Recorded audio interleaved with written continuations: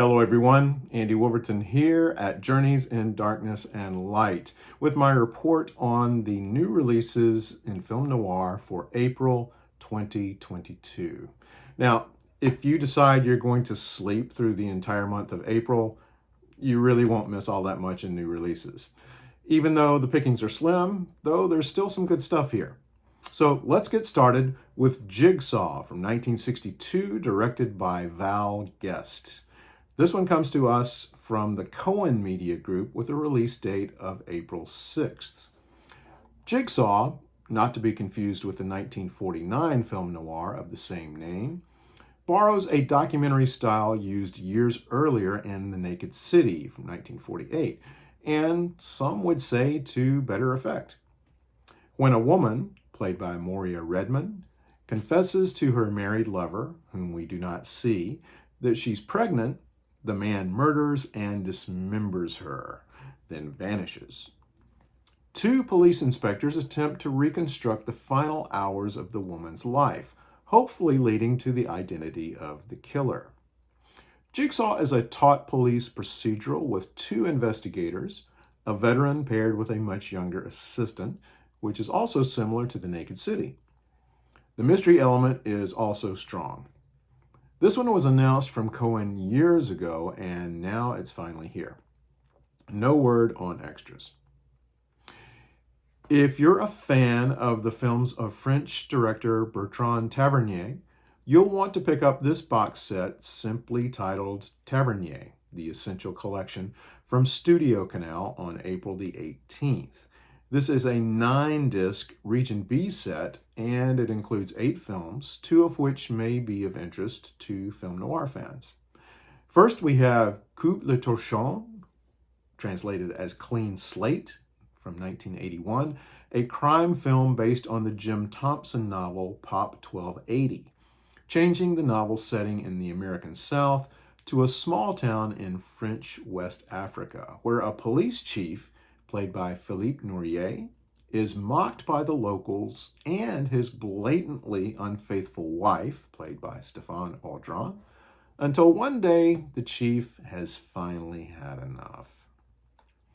Next, L627 from 1992, which finds an anxious Parisian narcotics officer named Lucien, played by Didier Bizage, facing burnout from trying to put away the city's slippery drug dealers.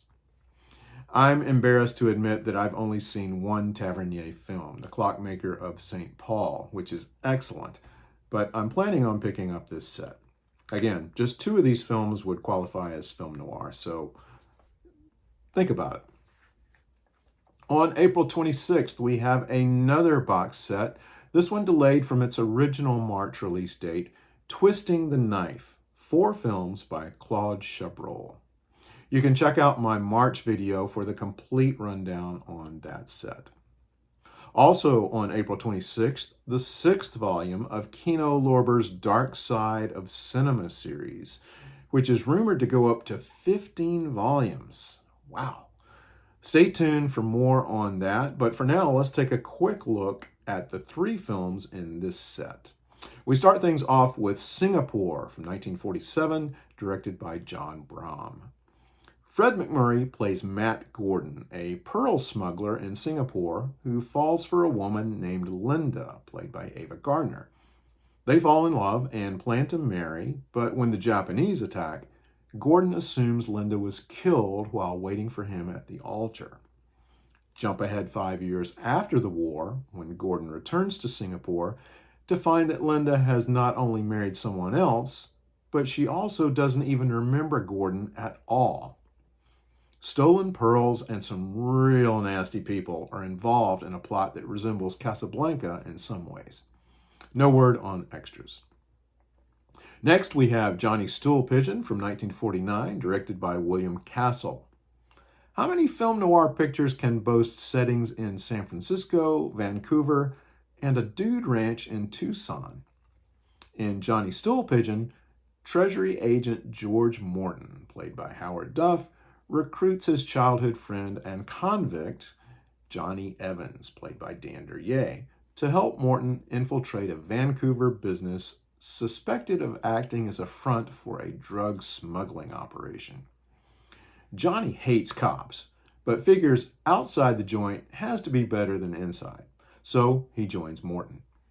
Their investigation leads them beyond Vancouver all the way to a dude ranch owner / drug dealer named Nick Avery, played by John McIntyre. Johnny Stool Pigeon is a solid, entertaining noir, which also features Shelley Winters, Barry Kelly, and a young Tony Curtis as a mute hitman. And closing out the set, we have Raging Tide from 1951, directed by George Sherman. After bumping off one of his rivals, San Francisco mobster Bruno Falcon, played by Richard Conte, hides out on a fishing boat and is soon discovered by the ship's skipper named Hamill, played by Charles Bickford, and Hamill's son Carl, played by Alex Nichol. Somehow, Bruno persuades young Carl to go ashore and collect Bruno's protection money for him, while the gangster begins to strike a friendship with and appreciation for Hamill's simple, fulfilling life as a fisherman. Meanwhile, Carl starts making time with Bruno's girl, Connie, played by Shelley Winters. Stephen McNally stars as the cop looking for Bruno. An unusual noir for sure, but I'm glad Kino included this one.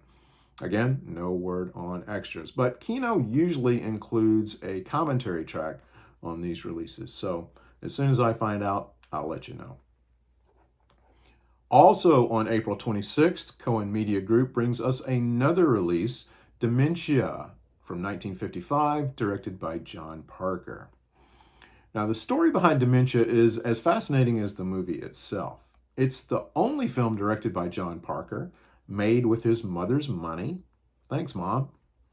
The movie includes no dialogue and was banned repeatedly by the New York State Film Board for being, quote, inhuman, indecent, and the quintessence of gruesomeness. Whew. Dementia follows a nameless woman, played by Adrienne Barrett in her only film, with knife in hand as she journeys through the rougher parts of a city at night, witnessing a wide variety of crimes. Although it contains many elements of film noir, Dementia is usually considered a horror movie, especially when it was retitled and released in 1957 as Daughter of Horror, which was trimmed down from 60 minutes to 57, and included an added narration by Ed McMahon. Apparently, the only extras on the Cohen disc include the Daughter of Horror cut and a theatrical trailer. The BFI Region B release from 2020 includes a new audio commentary by film critic and writer Kat Ellinger, and much more. I'm going to wait for a comparison of the two releases from DVD Beaver, but I'm leaning more toward the BFI release. And that's going to do it for April. Not much, but some interesting titles. Remember that release dates can change, and if any of them do, I will be sure to let you know. Thanks for watching, take care, and watch some great film noir.